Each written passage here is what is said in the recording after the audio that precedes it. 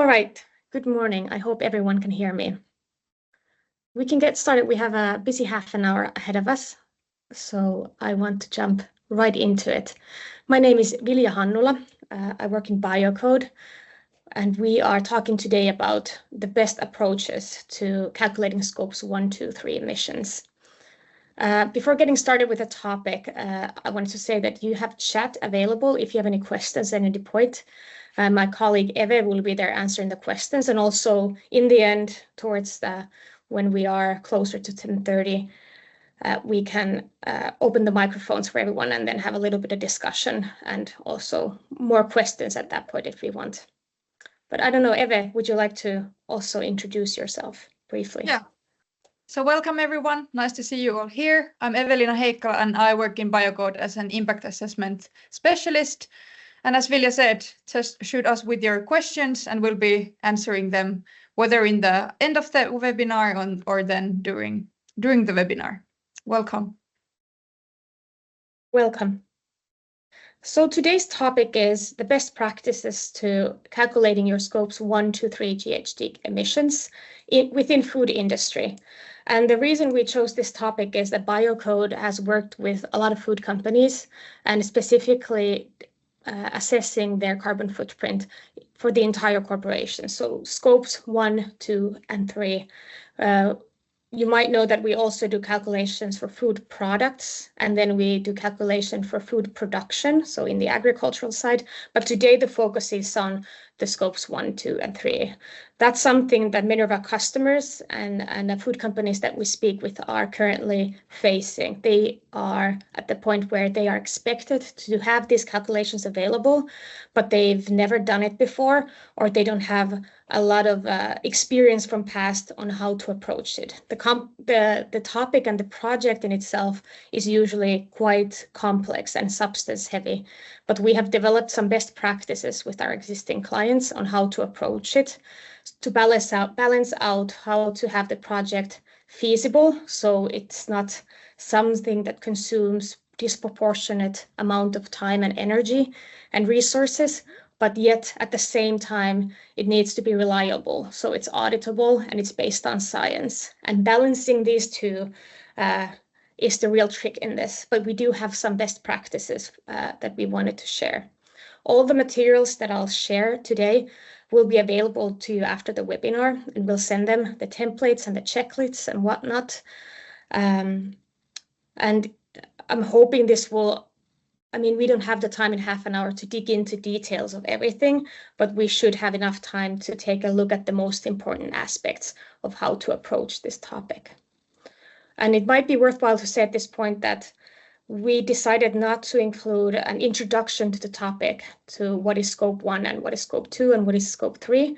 We'll get directly to the point and the concrete ways of approaching them. If you want to look back and look into what they were and kind of remind yourself what's this template that we're talking about, this GHG protocol, we did have a webinar about it a while back and we can share a link to that. So more theory and background will be in that. And today we'll concentrate on the practicalities. Before starting with the templates or the models, I wanted to show you what we are looking after. That's usually something that we get started with at the beginning of the project. And what does calculated emissions for a company and for a food company specifically look like? These are 3 different companies that we created. So they are not actual companies, but they represent a typical meat production company, a typical company that produces ready-made meals, and a dairy company, so milk products that they do.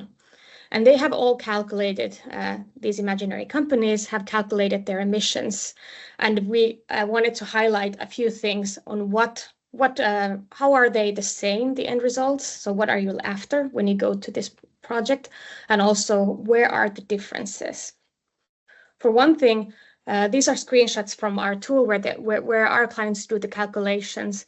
The end result is demonstrated here in tons carbon dioxide per carbon dioxide equivalent. So that number changes rapidly depending on the company size. A massive meat industry and a small company doing ready-made meals will obviously have completely different final figures. You can make it a bit more comparable by dividing the emissions with the revenue of the company or turnover of the company. So based on the value of the company, the emissions that they produce. That's one way to then compare the results. We are often asked, like, can we give benchmarks, or what are other companies doing within our competitors doing, and what are their emissions? And unfortunately, quite common answer from us is that that information is still today not too easy to find, because calculating carbon footprints and emissions is relatively new. And even though more and more companies are doing it, only now with the regulatory push, it started to be more public and sharing those results. So not too much information is available. That will change in the near future when transparency is becoming an expected de facto for companies doing their assessments. But for now, we can give an idea, we can give like general guidelines, what companies of your size doing similar products might have as their emissions. And that is at the point where we are right now. One thing that stands out when looking at the emissions for a food company, and why we wanted to specifically focus on that, is that the emissions from Scope 2, and Scope 3 upstream and downstream, they are usually divided more or less similarly. Not identical, of course. Scope 1 is the direct emissions that are controlled by the company. So depending on the company business, that might be more or less. But for example, in these examples, it's between 2 and 4% of the overall emissions that come from Scope 1. Scope 2 can be up to 10%, like in this dairy example, or can be 0 in some cases if the company, like this company, uses electricity or purchases electricity that's renewable, so it doesn't create emissions at all. So there's variance in that. But then what is the same is that Scope 3 upstream in most food companies covers more than 80% of their total emissions. That is because in Scope 3, which is the indirect emissions from your supply chain, in the Scope 3 upstream, you calculate all the products and services that you buy. And majority of the emissions come from the raw materials and the ingredients that you buy. So for a food company, that would be the meat that you buy, the milk that you buy or purchase. And for this ready-made meals, it's the noodles that you purchase. They are the most emission intensive, and that's why it covers, it usually is more than 80% of all emissions. Scope 3 downstream, there's a lot of variance, but it's usually less than 10% or around 10% in this case. It's what's the emissions after the product is produced, how much emissions is estimated to happen afterwards. So with these 3 examples, I would like to highlight that the end result is very different, and you should compare based on the company economic value rather than the exact emission numbers, and also the division between Scopes 1, 2, and 3, that the 3 is the most heavy one, and that's where the complexities is. So with this in mind, this is what you want to end up with for the first time doing the Scopes 1, 2, and 3 emissions. And I have 3 questions that I want to answer in this morning. One is that how you can make a plan that's feasible for conducting this project. Secondly is where should you focus and where your priorities should be, because not everything is equally important. And thirdly is how to structure your data. And those 3 are the main questions that our customers struggle with, and that we have found that having good models or good templates for it saves up a lot of work and unnecessary hassle. So first, we discuss how to plan a feasible project. And with feasible project, we are talking about the making sense. The first time we're now discussing the types of projects where you haven't done them before, or maximum one time. And what you're really after is creating the big picture of your missions and organizing your data. You don't really know what your end result looks like. So the number 1 priority here is not to be perfect, but to have your data structured in accordance to GHG accounting models, so that you actually understand what are you accounting for and what's relevant and what is not. Then down the road, when you've done it more than once, you can start adding accuracy, and that's critical. So you cannot make a lot of assumptions anymore. The more you do it and the more you repeat the project and repeat the calculation, you need to improve the accuracy of your data.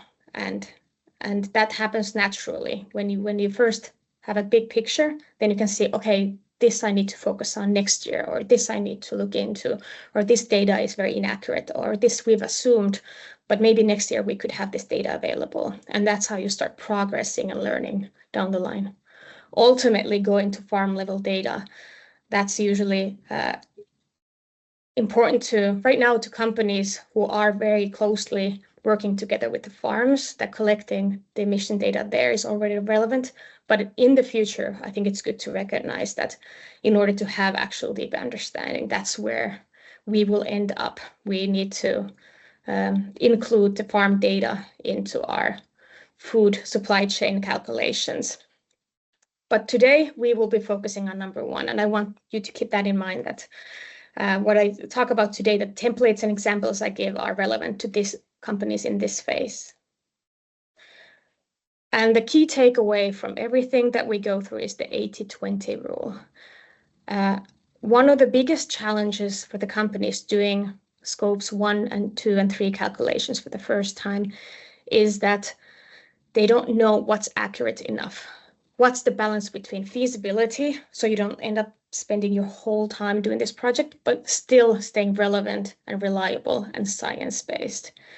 And that is the important work of doing this scoping and the project definition in the very beginning, that you think of how long do I keep digging? What's relevant? And when do I need to stop? Because it's not really adding any value. It's not changing anything. I'm just spending time and adding details. And these thousand data points, they don't really change the big picture. And if the point is to build a big picture, then that's where you should let it go and keep moving forward, so you get it done at some point. And the next year you can start adding accuracy. Where you need accuracy depends on where is your objective. If you're doing a sustainability report voluntarily for your stakeholders, that's one thing. There you can have to know what kind of things are relevant and where you have to be more detailed. And then again, if you're doing CSRD or if you're setting science-based targets, they also highlight different types of level of accuracy that they are expecting. And it's easier to know in advance. So when you start looking for the data, it's like, okay, Science-Based Targets Initiative expects me to differentiate this kind of data. So that's what I'm going after. Sustainability report wouldn't expect me to, but they do. So that also should direct my focus. And that's all done in the first project phase, where you do project scoping. When you do your materiality analysis and scoping, you basically decide where you will focus on and what you want to accomplish in the end. Then what you need to do is to create action plans for different categories. These scopes 1, 2, and 3 have 23 categories altogether, and all of them include different type of data. And what you need is a plan for each category. For this category, about waste, for example, what kind of data I have available and how will I collect it and how will I use it in this calculation? And then do that type of thinking for each of the 23 categories in accordance to your overall plan and what is expected as an outcome. After that, you can start moving to data gathering. In accordance to this plan that you made, you have a prioritized list of, like, okay, these categories are the most important. With the 80-20 rule in mind, majority of my emissions come from here, so I will focus on those. And then you do those with accuracy. And then you move on to a little bit less critical categories, but you still focus on those and you find what you can of those. And then you start moving down the line to the details and the minor streams that don't really, you should include them. You should have them in the calculation, but you can also make assumptions. If it takes you up 2 weeks to track down some data for a category that doesn't really even matter, and it doesn't make a difference to the big picture, it's safe to say that that should be, the plan of action for that shouldn't be too detail-oriented. I have a template for this also, how to prioritize it, and what's typically, how does a prioritized plan for categories look like? And then moving to the using of the work. So once you have all the data input in accordance with the plan, then you check your work. You can have a third party check your work. There's no mistakes or inconsistencies or misunderstandings, or if some data is placed in the wrong category, you can fix that. And then ultimately what you need to do is go for transparency. Because when you do this for the first time, there will be, if you want to also achieve feasibility, we recommend that you use assumptions and academic literature or industry averages for some data points. And that's okay, as long as you're transparent about it, as long as it doesn't seem like you have collected very, very detailed data when in fact you haven't. You just have to document it in your methodology. Like, for this purpose, we didn't collect all the staff's daily work commuting vehicle from this year, but instead we made an assumption that 80% of them moved with a car and 20 with something else. And this was our best assumption based on the data that we already had. And that's fine. You just have it. You just have to be able to justify what you have assumed. And then plan for the future. So that's the next step. Okay, next year we made an assumption here, but maybe next year we can add more accuracy to data. And you already know at that point that we should start gathering this for the next year to make it easier for us and also to improve the quality of the calculation. So this is one important model that we will be sharing, and I recommend taking a look at it. I highlighted with blue the parts that are often something that expert work is recommended, just so that someone knows how to that you follow the best practices and you do hold on to the accuracy and the science and the reliability of the work. Okay, the next big question is, and I think this is a really, really important one, and also where we have done a lot of work with our clients to come up with ways to focus your energy and resources, because there are 23 categories in scopes 1, 2, and 3 altogether. And this is the way you're expected to report your emissions, by dividing them up into these categories. And that's a lot of data. This will, like I said, with 80-20 rule, like if you would have to collect all the data of all these things, that could be like a 2-person job for a good while just to track that down. But that's not the point. It's not feasible. It's not realistic that you want to do that. And ultimately, not all categories are equally important. Some of them are more important because they produce more emissions. And if they produce more emissions, you should focus on those to actually be more specific on them. Whereas there's a lot of categories that, yes, they contribute a little bit, but it might be less than 1%, less than 0.5% of the overall emissions. So the time spent on that category should reflect what's the actual impact of that to the overall result. And our plan has been with clients to divide up in the very beginning into 3 levels of data quality importance: the high ones, medium one, and low ones. So the ones with high quality importance, you should really prioritize, focus on. 80% of your time should be making sure that this data is as accurate as possible, within reason, of course. And then moving on to the medium one, a decent amount of your time should also go into collecting that these are as accurate as possible within reason. So you can use less accurate data as well if needed, but you should go for having actual data in the back. And then there's ones with low importance. Great, if you have actual data, do use it. But the overall impact of these categories, like summed together, will not make much of a difference to the overall calculation and thus, again, like the time spent on them should reflect on the importance. This is not an actual something that we say, like, yeah, you do like this and prioritize your categories like this.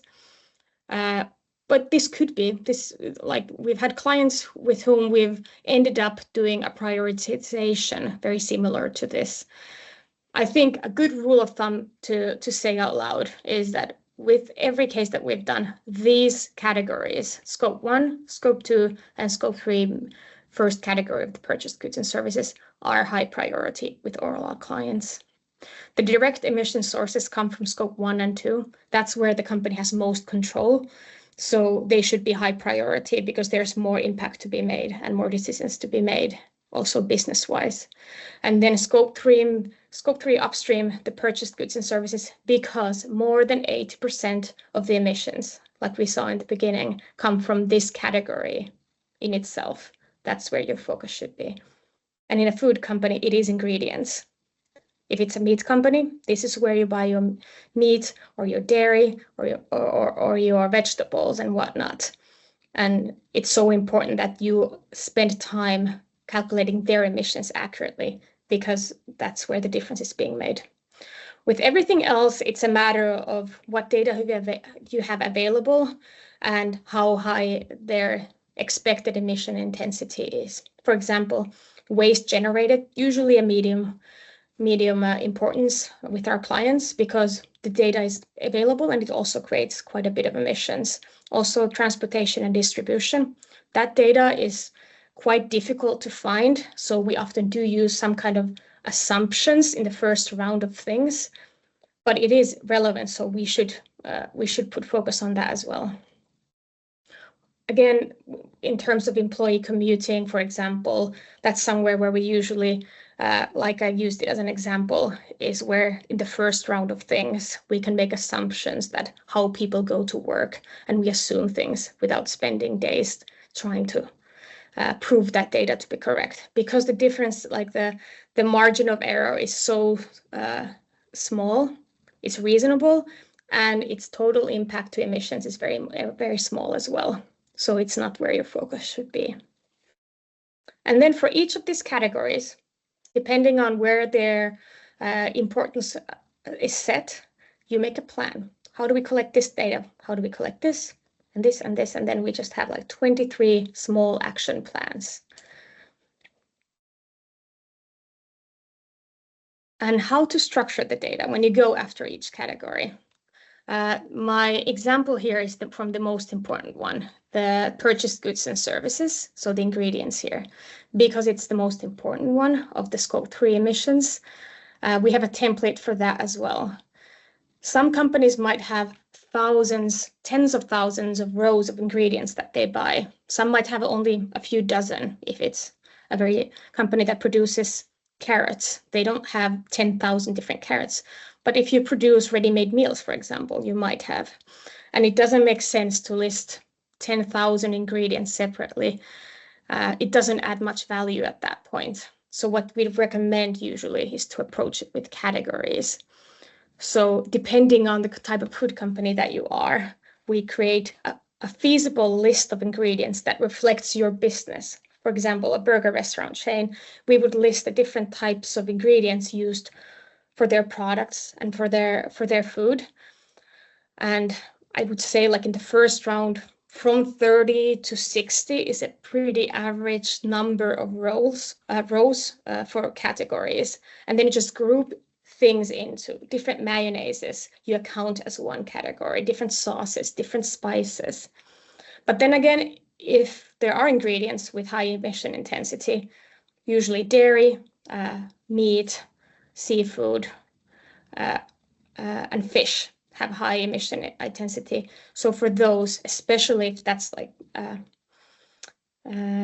important part of your food and your products, they should be getting into more detail. So beef could be minced meat from Finland, and then you start breaking it down into more specific ingredients. That adds value.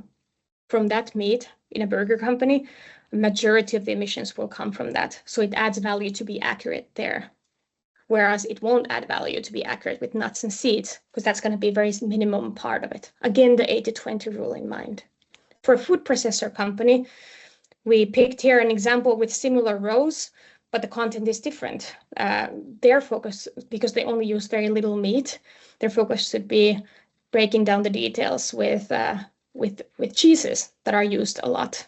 And then because they use a lot of tomatoes and cucumbers and avocado, for example, it does make sense to differentiate what kind of tomatoes, what kind of cucumbers, where the avocados come from. It does make a difference. Whereas on the burger restaurant side, it wouldn't make much of a difference. So this is always, again, this template will be shared, but it's always depends on the company. It should reflect the products that you produce. It should be detailed enough to actually add value on where the emissions come from and what kind of choices you are making with regards to your ingredients. But it shouldn't be exhaustive. It shouldn't be so long that it doesn't even make sense to collect the data. So we recommend using categories in here. And as a plan of action for each category, as I mentioned, making the plan for them, in the very beginning of the project, then you're like, okay, this is an example from scope 1. You figure out that, do we have natural gas boilers, solar panels, wooden ovens? Do we produce our own combustion? Do we combust fuel in our own facilities? If we do, how can we collect the data? If we don't, it will be left empty. But if we do, it's important. It's a priority data because it's direct emission sources of a company. On the other end of extreme, I mentioned employee commuting in scope 3. Transportation of employees between their homes and workplaces, yes, it should be accounted for, but you should approach it on the first time with the data that you have available or what you know. If you don't know exactly how people go to work on every day, it's such a small part of the calculation. So we often have a conversation with client that, okay, how many people you have working for you? On average, how far they travel for work both ways? Is it like 10 kilometers, 30 kilometers, 5? How often they work remotely? Do they usually walk, bike, use public transportation or drive? And then we make these assumptions, and it always should be explained in the methodology and ensuring transparency, but then you can make an estimate with categories that are considered low importance in terms of data quality. You can make these types of estimates with good conscience on the first time. It allows you to move to the big picture without getting stuck with things that take disproportionate amount of time to figure out. And once you have done your first calculation, you can then move on to higher accuracy the second time around. What we usually tell clients is the first time is the hardest because you do the base work and you structure the data and you make sense and you have to learn while you're doing it. But the second time, you already have the template that's customized for you. You have the structure and you have like default data in. It's more about updating and adding accuracy and adding information there. So it gets better and better by the year. And that is how we approach the issue of being feasible, but accurate and reliable at the same time. Now, if you have any questions, I'm happy to answer about the projects that we've done. Like, I think sharing examples is always nice, but also Eve is here if you have more theoretical questions about the calculation methodologies. Thank you.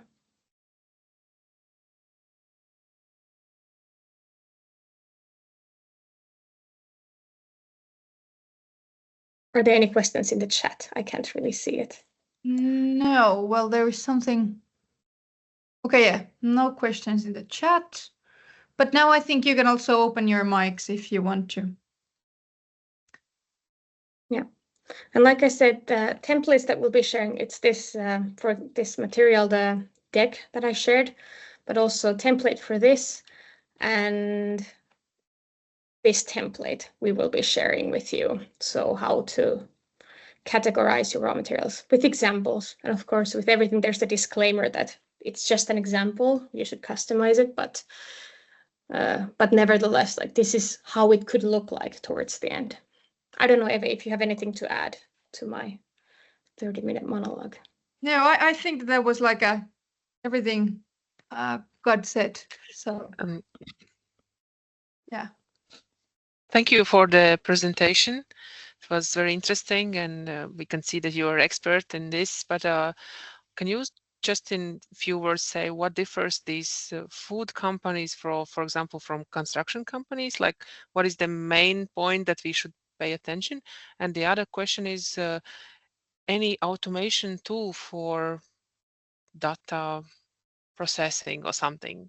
Is it so much manual work, or how do you see it in the future? Thank you.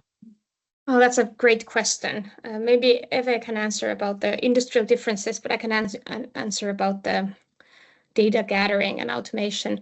I think in the future it will be automated for sure. It's a large amount of data, but so far the entire industry is relatively new, and the solutions are being customized as we go. Also, our tool, like, it's on the go. We have to follow what the market is, what's happening in the market, and how is the regulation changing, and what are the other technologies doing. So I am sure in a rapid period of time, automation and intelligence and data management systems will be implemented. But so far, it is the balance between you can automate a lot of things, and there are solutions that automate gathering the data, but then you don't. Then it's likely to not be very accurate. It's based on spend-based activities, spend-based emission factors, for example, which are not, for example, with the high data quality categories, are not really accurate and don't add value. So at this point, some manual work is unavoidable.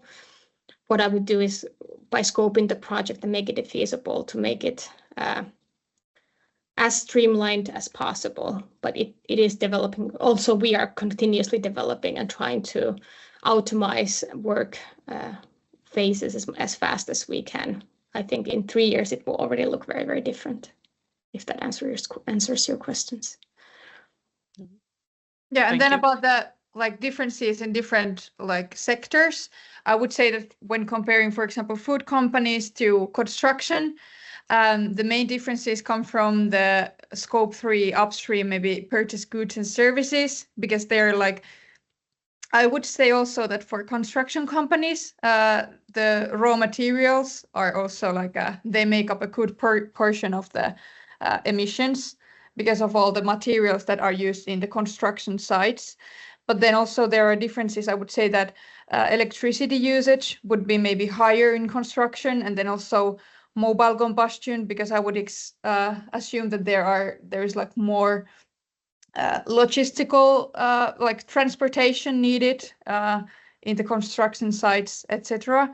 So yeah, those would be the main highlights that I would say. And then also waste. I would say that in construction, the waste generated in operations would be higher, and the waste is also different, and it requires much more energy to process the waste. So that would make up a big portion of the emissions. Yeah, I think it goes back to, going back my slides, to this, because we are experts in the food industry, this part of the project, the project scoping for us, has become more and more straightforward all the time as we have experience, and the general rules of thumbs within the industry and how it works and what's relevant and what's not relevant typically. I mean, there's always variation, but I'm sure a company that would be focused on construction side, they would have template with different priorities, because they know, in general, how companies in that industry works, and that way somehow the know-how and the in-depth understanding, it's just I think it's the framework, the GHG protocol is the same, but how you utilize it and how it's likely to be utilized so it makes sense, that's where the differences come in. There is one question on the chat. So is it possible to do some implementation of some activities that are carried out to consume CO2, for example, forestry activities, agriculture as an other business activity? So I assume that you mean that is it possible to consider also those activities that are sequestering carbon? There are in GHG protocol, which is the standard for doing the company emissions calculations, there are some mentions about how to account for the removals, but they are quite strict. So, for example, if it's like some kind of forest cultivation project, then I'm not sure if that can be like taken into account in the calculations. But then if it's like some kind of carbon sequestration technology, and so that you can actually measure how much carbon dioxide you are like binding from the atmosphere, then it might be different. But yeah, you can also find some extra information from the GHG protocol corporate standard. Yeah.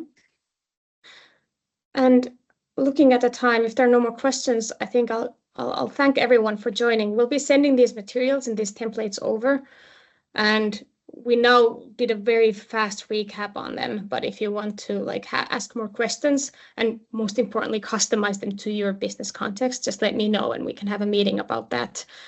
So how do we need to move around these check marks to make a feasible plan for you, so you can do the project without getting all gray-haired and actually like gain insight and knowledge and understanding, and then have a reliable calculation at the end of it. Thanks, everyone. Thank you. And if you have any other questions, you're welcome to send us a message also by email.